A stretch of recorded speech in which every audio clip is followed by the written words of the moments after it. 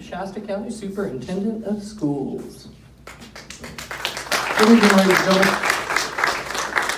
My name is Bryan Caples. I'm running for Shasta County Superintendent of Schools. I've been an educator for 30 years, spent time as a classroom aide, a substitute teacher, a classroom teacher, an assistant principal, a principal, and I spent 13 years as a school district superintendent. I have a beautiful wife right here. Her name's Amy. She's given me 4 wonderful children. I have twin boys that are 22, and believe it or not, I have twin girls that are 21. So my wife is an absolute saint. She does it all. So God bless her, and I thank her so much, and thank you, Amy. One of the reasons why I'm running for Shasta County Superintendent of Schools is because what I've seen happen over the last couple of years to our kids is, I believe, is just not right. I don't believe that the needs of the kids have been put first. Certainly kids that struggle or that have issues, that find school hard or are not necessarily really interested in school, those are the kids that have really been marginalized over the last couple of years, and that concerns me.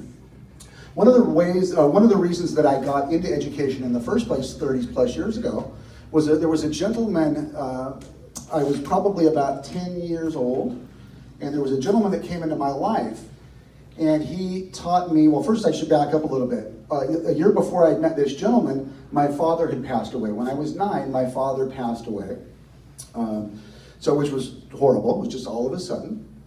So growing up, I kind of wasn't really into school, really, for a year or so after that. It just wasn't important, probably just wasn't in the right frame of mind. But I met a gentleman a year later, and this gentleman taught me how to do things. He taught me how to work hard. He encouraged me. He made me believe that I could do anything that I wanted to do. And ladies and gentlemen, this gentleman was my 5th grade teacher, Mr. Holmes. And he's the exact reason why I got into education in the first place, because of the impact that he made on me. And it was just, I can't even tell you, for 2 seconds, think about a teacher that's made an impact on you, if you could just think about that, right? There is a teacher out there somewhere. It might have been a coach. It might have been a drama teacher. It might have been any one of those people. Might have been the lunch lady. Might have been the gal that worked in the office. They had an impact on you somewhere along the way, somewhere along the line. And that made you who you are today for the better. So Mr. Holmes doesn't know this story. I haven't seen him since the 5th grade. I wish I could talk to him. I wish I could see him. But I think about him often. And when I do, it makes me feel good about the job that he did and about the job that he did on me. So that's the reason why I got into education in the first place. I've basically been retired for the last 3 years. I like to say semi-retired. My wife's not real excited about me being retired and being around the house all day, but I've enjoyed it. My golf game's gotten better, but it's also gotten worse since I've been running this campaign for the last few months, so I ain't going to play nearly as much golf. But one of the reasons that got me into this in the first place is to come back out of the bullpen is because of what's been happening to our kids. I do not believe that our children should have been forcibly masked. I don't believe that our kids or our teachers or our staff members should be forced to take an injection or take the shot that they do not want. I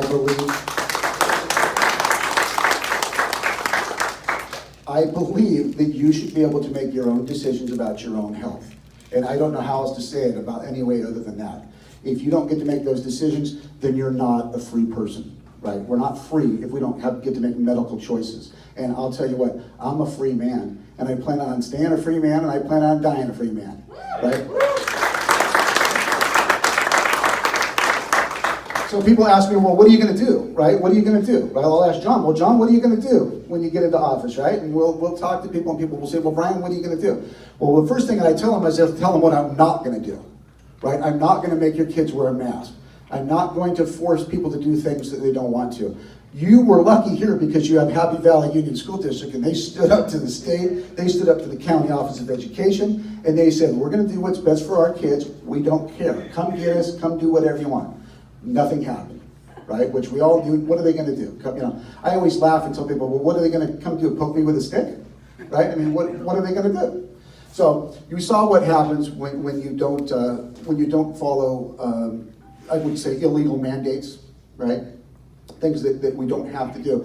So one of the things that I really want to do, another thing that I really don't want to do and that we won't do is, most people don't even realize, but in your health framework for the California Education, Department of Education, in your health framework, they're teaching second graders, third graders, fourth graders about sex, about gender, about those types of things. We're not going to do any of that stuff.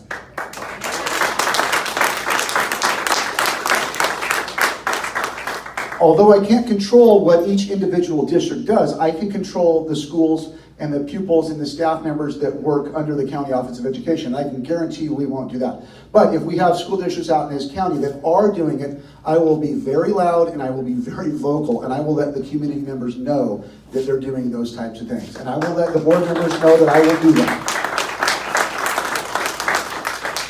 One of the things that I would encourage you to do is I would really encourage you to think about running for your local school board, right? So most of you are here are from the Happy Valley area. You've got a great school board now, but you may have people that are just dying to get out because of the last couple of years, right? They're tired, they're worn out. They're going to need people to help replace them. And what we want is good principled people. We want people that will do what's right no matter what. They won't do something that's not good for the kids. They won't do something that's not good for the community just to get some money. A lot of your school districts in the county, for example, Shasta Union High School District took $12 million of COVID relief money. Now, when they took that money, they agreed to keep the kids masked. They agreed to terminate teachers and staff members that wouldn't either wear a mask or take a test. And they're doing that. They're firing people. And that's not right. So one of the reasons that I'm doing this is to be able to stand up for those people and make sure that those things don't happen, because I'll call attention to it. One of the problems that I've had with our local leadership, not so much Happy Valley because of what you guys have done, or your board did, is I have not heard a single person other than the people on your school board in this county stand up for the kids and say, we're not going to do this, we're not going to take it, we're going to do what's best for our kids. That bothers me. These people are in positions of leadership. They should stand up for the kids first. I worry that what if something worse happens? God forbid there was a shooter, an active shooter, or something really bad on campus. If they're not going to stand up for your kid, or for a mask or for a shot, what are they going to do if something really serious happens? I want you to know if something happened like that and I was on your campus or they were my kids, I'd take a bullet for any one of those kids.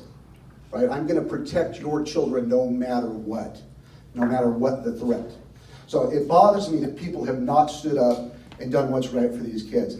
And I can tell you, I think Eric said it just a few minutes ago, we don't know what the next problem is. Pick one. Water, electric, right? The power goes on, whatever, financial crisis, whatever it is. The people that are in charge when those things happen are going to have to be people of character, people of integrity, and people that will have your backs and have the backs of our children. And ladies and gentlemen, I can tell you, that's me. And that's every one of these gentlemen that's here tonight. There's not one of these gentlemen that I wouldn't back or that I wouldn't go to war with to fight for you. I just wish I could vote for Chris Kelstrom because I'm not in his district. If I was a Democrat, I'd vote for him twice. So, ladies and gentlemen, thank you. I appreciate you. We all do. Taking time, especially on a Friday night, to come out. We need you to get involved. We need you to talk to people. We need you to just do whatever you can. There's 60 days left. And we need to make sure that the people that got us in this mess in the first place are not here next year. That's my goal. Thank you very much. God bless you all. Thank you, Bryan.